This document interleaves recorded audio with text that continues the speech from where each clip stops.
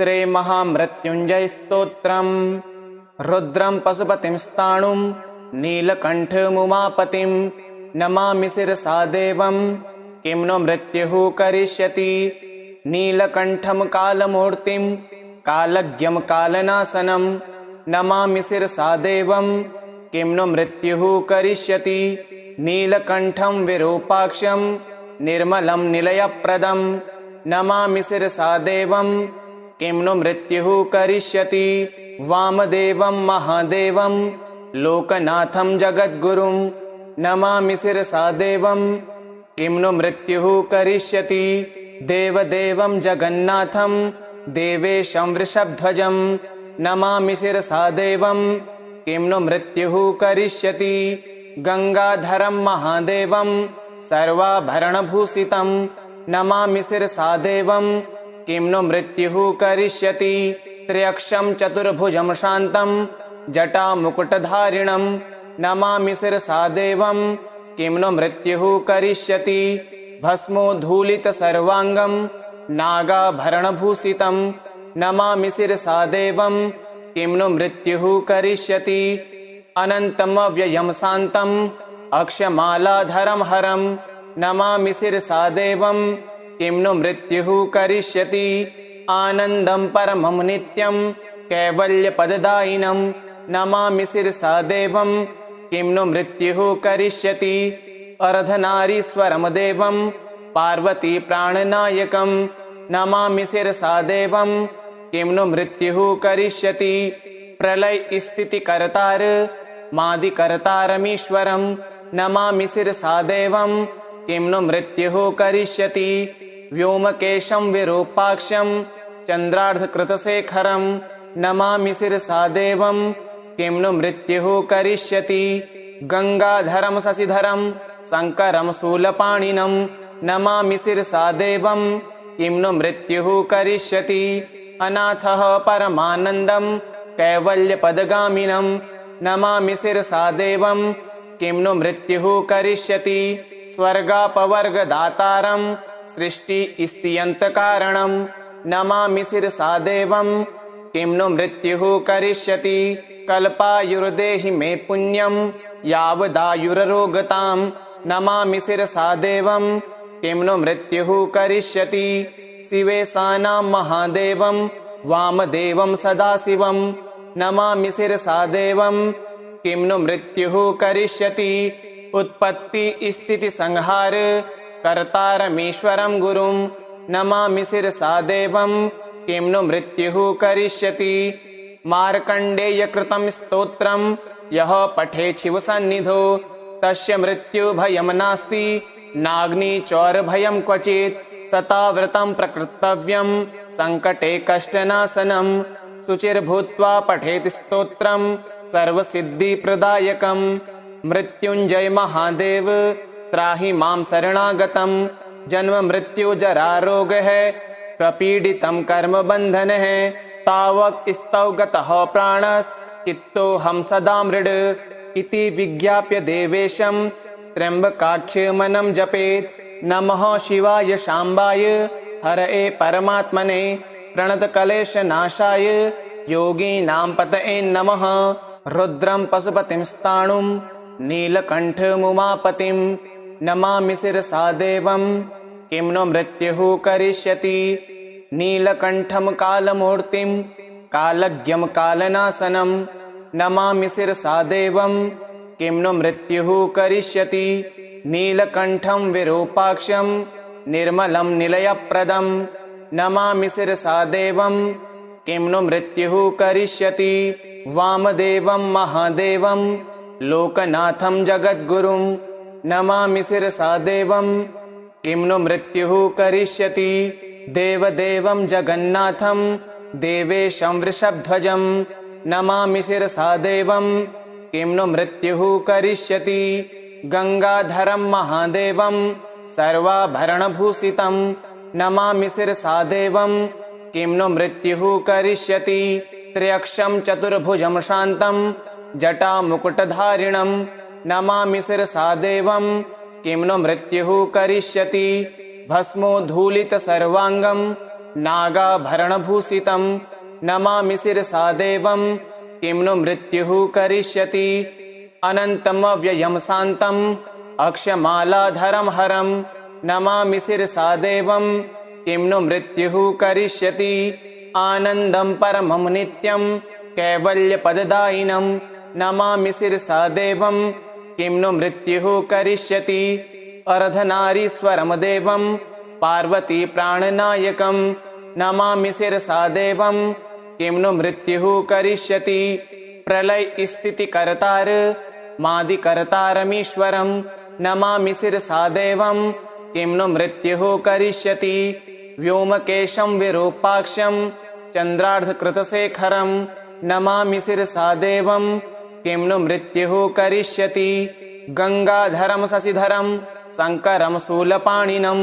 नमामि शिरसा देवं किं नु मृत्युः करिष्यति अनाथः परमानन्दं कैवल्यपदगामिनं नमामि शिरसा देवं किं नु मृत्युः करिष्यति स्वर्गापवर्गदातारं सृष्टिस्थित्यन्तकारणं नमामि शिरसा देवं किं नु मृत्युः करिष्यति कल्पायुर्देहि मे पुण्यं यावदायुररोगतां नमामि शिरसा देवं किं नु मृत्युः करिष्यति शिवेशानां महादेवं वामदेवं सदाशिवं नमामि शिरसा देवं किं नु मृत्युः करिष्यति उत्पत्तिस्थितिसंहार कर्तारमीश्वरं गुरुं नमामि शिरसा देवं किं नु मृत्युः करिष्यति मार्कण्डेयकृतं स्तोत्रं यः पठेत् शिवसन्निधौ तस्य मृत्युभयं नास्ति नाग्निचौरभयं क्वचित् सताव्रतं प्रकृतव्यं सङ्कटे कष्टनाशनं शुचिर्भूत्वा पठेत् स्तोत्रं सर्वसिद्धिप्रदायकं मृत्युञ्जय महादेव त्राहि मां शरणागतं जन्म मृत्युजरारोगः प्रपीडितं कर्मबन्धनः तावक स्तौ गतः प्राणश्चित्तोऽहं सदा मृड इति विज्ञाप्य देवेशं त्र्यम्बकाख्यमनं जपेत् नमः शिवाय शाम्बाय हरये परमात्मने प्रणतकलेशनाशाय योगीनां पतये नमः रुद्रं पशुपतिं स्थाणुं नीलकण्ठमुमापतिं नमामि शिरसा देवं किं नु मृत्युः करिष्यति नीलकण्ठं कालमूर्तिं कालज्ञं कालनाशनं नमामि शिरसा देवं किं नु मृत्युः करिष्यति नीलकण्ठं विरूपाक्षं निर्मलं निलयप्रदं नमामि शिरसा देवं किं नु मृत्युः करिष्यति वामदेवं महादेवं लोकनाथं जगद्गुरुं नमामि शिरसा देवं किं नु मृत्युः करिष्यति देवदेवं जगन्नाथं देवेशं वृषभध्वजं नमामि शिरसा देवं किं नु मृत्युः करिष्यति गंगाधरं महादेवं सर्वाभरणभूषितं नमामि शिरसा देवं किं नु मृत्युः करिष्यति त्र्यक्षं चतुर्भुजं शान्तं जटामुकुटधारिणं नमामि शिरसा देवं किं नु मृत्युः करिष्यति भस्मोद्धूलितसर्वाङ्गं नागाभरणभूषितं नमामि शिरसा देवं किं नु मृत्युः करिष्यति अनन्तमव्ययं शान्तम् अक्षमालाधरं हरं नमामि शिरसा देवं किं नु मृत्युः करिष्यति आनन्दं परमं नित्यं कैवल्यपददायिनं नमामि शिरसा देवं किं नु मृत्युः करिष्यति अर्धनारीश्वरं देवं पार्वती प्राणनायकं नमामि शिरसा देवं किं नु मृत्युः करिष्यति प्रलय स्थितिकर्तार मादिकर्तारमीश्वरं नमामि शिरसा देवं किं नु मृत्युः करिष्यति व्योमकेशं विरूपाक्षं चन्द्रार्धकृतशेखरं नमामि शिरसा देवं किं नु मृत्युः करिष्यति गंगाधरं शशिधरं शङ्करं शूलपाणिनं नमामि शिरसा देवं किं नु मृत्युः करिष्यति अनाथः परमानन्दं कैवल्यपदगामिनं नमामि शिरसा देवं किं नु मृत्युः करिष्यति स्वर्गापवर्गदातारं सृष्टिस्थित्यन्तकारणं नमामि शिरसा देवं किं नु मृत्युः करिष्यति कल्पायुर्देहि मे पुण्यं यावदायुररोगतां नमामि शिरसा देवं किं नु मृत्युः करिष्यति शिवेशानां महादेवं वामदेवं सदाशिवं नमामि शिरसा देवं किं नु मृत्युः करिष्यति उत्पत्ति स्थिति संहार कर्तारमीश्वरं गुरुं नमामि शिरसा देवं किं नु मृत्युः करिष्यति मार्कण्डेयकृतं स्तोत्रं यः पठेत् शिवसन्निधौ तस्य मृत्युभयं नास्ति नाग्निचौरभयं क्वचित् सताव्रतं प्रकृतव्यं सङ्कटे कष्टनाशनं शुचिर्भूत्वा पठेत् स्तोत्रं सर्वसिद्धिप्रदायकं मृत्युञ्जय महादेव त्राहि मां शरणागतं जन्म मृत्यु जरारोगः प्रपीडितं कर्मबन्धनः तावक स्तौ गतः प्राणश्चित्तोऽहं सदा मृड इति विज्ञाप्य देवेशं त्र्यम्बकाख्यमनं जपेत् नमः शिवाय शाम्बाय हरये परमात्मने प्रणतकलेशनाशाय योगीनां पतये नमः रुद्रं पशुपतिं स्थाणुं नीलकण्ठमुमापतिं नमामि शिरसा देवं किं नु मृत्युः करिष्यति नीलकण्ठं कालमूर्तिं कालज्ञं कालनाशनं नमामि शिरसा देवं किं नु मृत्युः करिष्यति नीलकण्ठं विरूपाक्षं निर्मलं निलयप्रदं नमामि शिरसा देवं किं नु मृत्युः करिष्यति वामदेवं महादेवं लोकनाथं जगद्गुरुं नमामि शिरसा देवं किं नु मृत्युः करिष्यति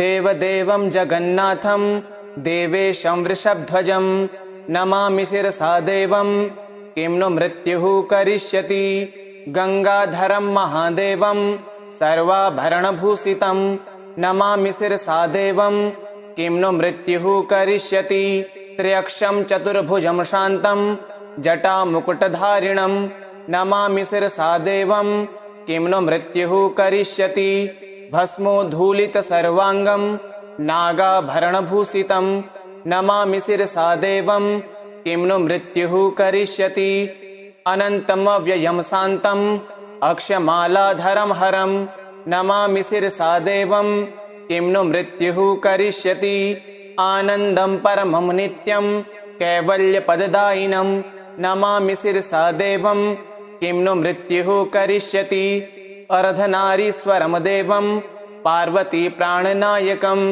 नमामि शिरसा देवं किं नु मृत्युः करिष्यति प्रलयस्थितिकर्तार मादिकर्तारमीश्वरं नमामि शिरसा देवं किं नु मृत्युः करिष्यति व्योमकेशं विरूपाक्षं चन्द्रार्धकृतशेखरं नमामि शिरसा देवं किं नु मृत्युः करिष्यति गंगाधरं शशिधरं शङ्करं शूलपाणिनं नमामि शिरसा देवं किं नु मृत्युः करिष्यति अनाथः परमानन्दं कैवल्यपदगामिनं नमामि शिरसा देवं किं नु मृत्युः करिष्यति स्वर्गापवर्गदातारं सृष्टिस्थित्यन्तकारणं नमामि शिरसा देवं किं नु मृत्युः करिष्यति कल्पायुर्देहि मे पुण्यं यावदायुररोगतां नमामि शिरसा देवं किं नु मृत्युः करिष्यति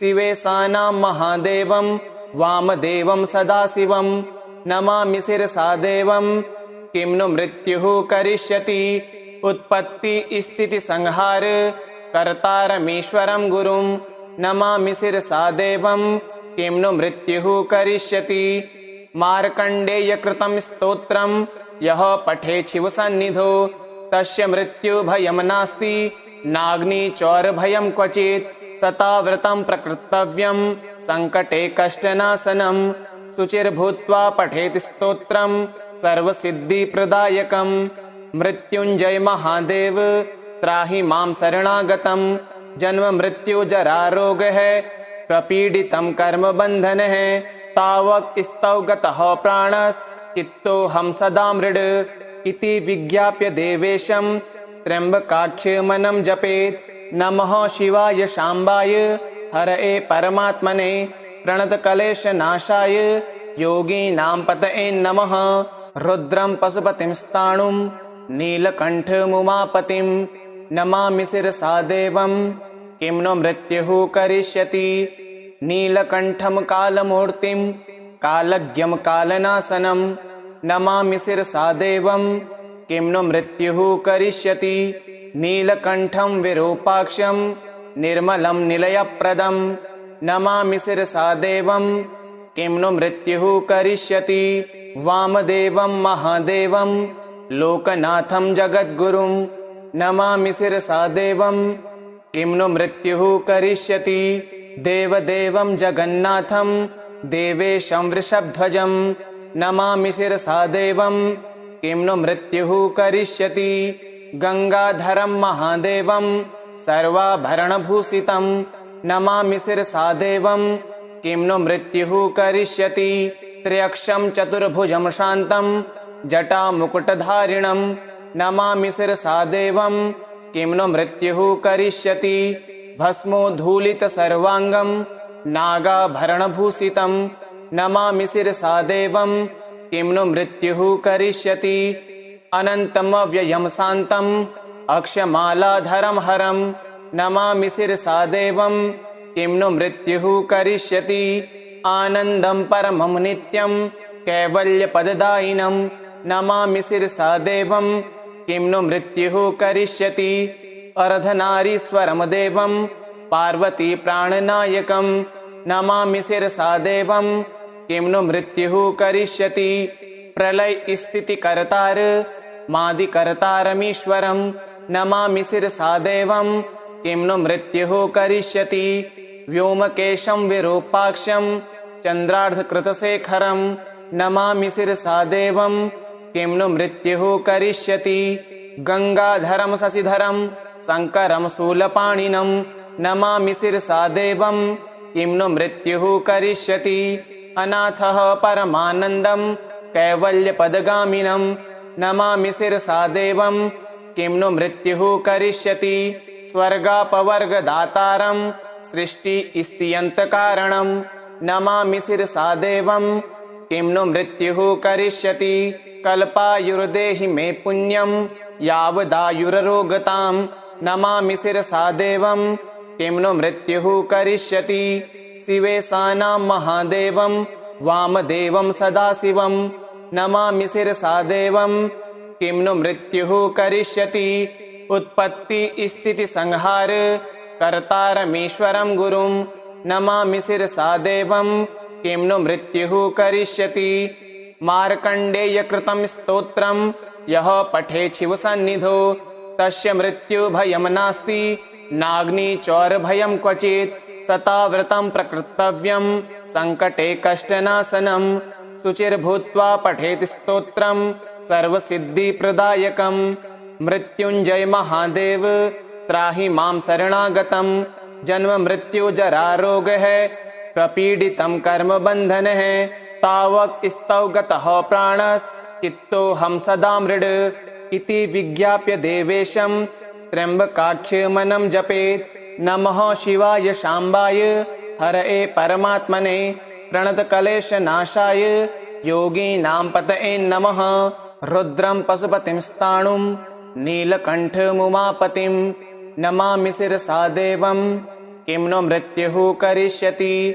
नीलकण्ठं कालमूर्तिं कालज्ञं कालनाशनं नमामि शिरसा देवं किं नो मृत्युः करिष्यति।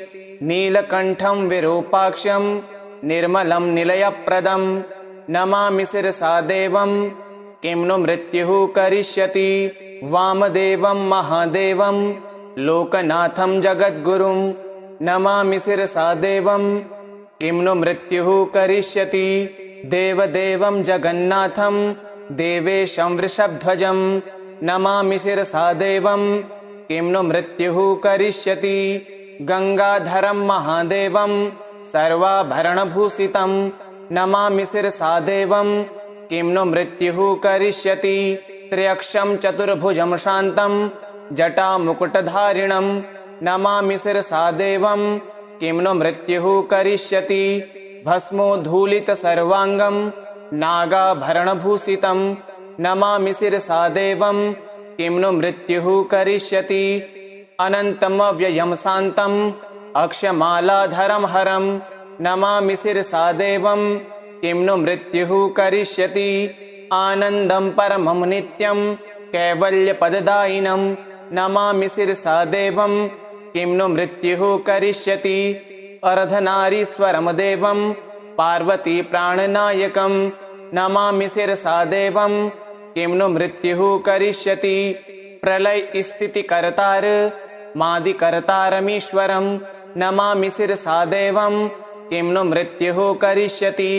व्योमकेशं विरूपाक्षं चन्द्रार्धकृतशेखरं नमामि शिरसा देवं किं नु मृत्युः करिष्यति। गंगाधरं शशिधरं शङ्करं शूलपाणिनं नमामि शिरसा देवं किं नु मृत्युः करिष्यति। अनाथः परमानन्दं कैवल्यपदगामिनं नमामि शिरसा देवं किं नु मृत्युः करिष्यति। स्वर्गापवर्गदातारं सृष्टिस्थित्यन्तकारणं नमामि शिरसा देवं किं नु मृत्युः करिष्यति। कल्पायुर्देहि मे पुण्यं यावदायुररोगतां नमामि शिरसा देवं किं नु मृत्युः करिष्यति। शिवेशानां महादेवं वामदेवं सदाशिवं नमामि शिरसा देवं किं नु मृत्युः करिष्यति। उत्पत्तिस्थितिसंहार कर्तारमीश्वरं गुरुं नमामि शिरसा देवं किं नु मृत्युः करिष्यति।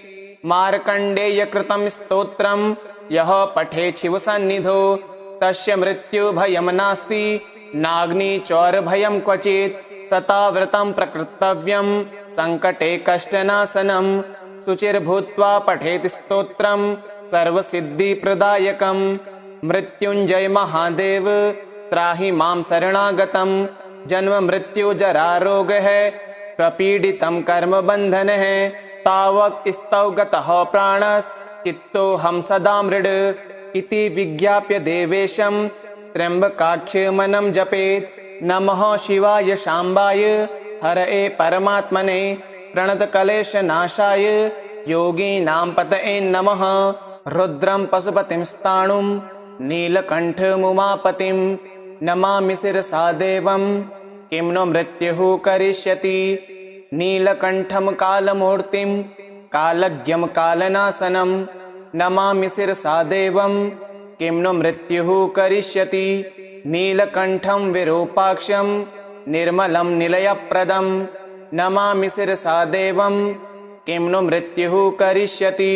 वामदेवं महादेवं लोकनाथं जगद्गुरुं नमामि शिरसा देवं किं नु मृत्युः करिष्यति। देवदेवं जगन्नाथं देवेशं वृषभध्वजं नमामि शिरसा देवं किं नु मृत्युः करिष्यति। गंगाधरं महादेवं सर्वाभरणभूषितं नमामि शिरसा देवं किं नु मृत्युः करिष्यति। त्र्यक्षं चतुर्भुजं शान्तं जटामुकुटधारिणं नमामि शिरसा देवं किं नु मृत्युः करिष्यति। भस्मोद्धूलितसर्वाङ्गं नागाभरणभूषितं नमामि शिरसा देवं किं नु मृत्युः करिष्यति। अनन्तमव्ययं शान्तम् अक्षमालाधरं हरं नमामि शिरसा देवं किं नु मृत्युः करिष्यति। आनन्दं परमं नित्यं कैवल्यपददायिनं नमामि शिरसा देवं किं नु मृत्युः करिष्यति। अर्धनारीश्वरं देवं पार्वती प्राणनायकं नमामि शिरसा देवं किं नु मृत्युः करिष्यति। प्रलयस्थितिकर्तार मादिकर्तारमीश्वरं नमामि शिरसा देवं किं नु मृत्युः करिष्यति। व्योमकेशं विरूपाक्षं चन्द्रार्धकृतशेखरं नमामि शिरसा देवं किं नु मृत्युः करिष्यति। गंगाधरं शशिधरं शङ्करं शूलपाणिनं नमामि शिरसा देवं किं नु मृत्युः करिष्यति। अनाथः परमानन्दं कैवल्यपदगामिनं नमामि शिरसा देवं किं नु मृत्युः करिष्यति। स्वर्गापवर्गदातारं सृष्टिस्थित्यन्तकारणं नमामि शिरसा देवं किं नु मृत्युः करिष्यति। कल्पायुर्देहि मे पुण्यं यावदायुररोगतां नमामि शिरसा देवं किं नु मृत्युः करिष्यति। शिवेशानां महादेवं वामदेवं सदाशिवं नमामि शिरसा देवं किं नु मृत्युः करिष्यति। उत्पत्ति स्थिति संहार कर्तारमीश्वरं गुरुं नमामि शिरसा देवं किं नु मृत्युः करिष्यति। मार्कण्डेय कृतं स्तोत्रं यः पठेत् शिवसन्निधौ तस्य मृत्युभयं नास्ति नाग्निचौरभयं क्वचित्। सताव्रतं प्रकृतव्यं सङ्कटे कष्टनाशनं शुचिर्भूत्वा पठेत् स्तोत्रं सर्वसिद्धिप्रदायकं। मृत्युञ्जय महादेव त्राहि मां शरणागतं जन्म मृत्यु जरारोगः प्रपीडितं कर्मबन्धनः तावक स्तौ गतः प्राणश्चित्तोऽहं सदा मृड इति विज्ञाप्य देवेशं त्र्यम्बकाख्यमनं जपेत्। नमः शिवाय शाम्बाय हरये परमात्मने प्रणतकलेशनाशाय योगीनां पतये नमः इति श्रीमहामृत्युञ्जयस्तोत्रं सम्पूर्णम्।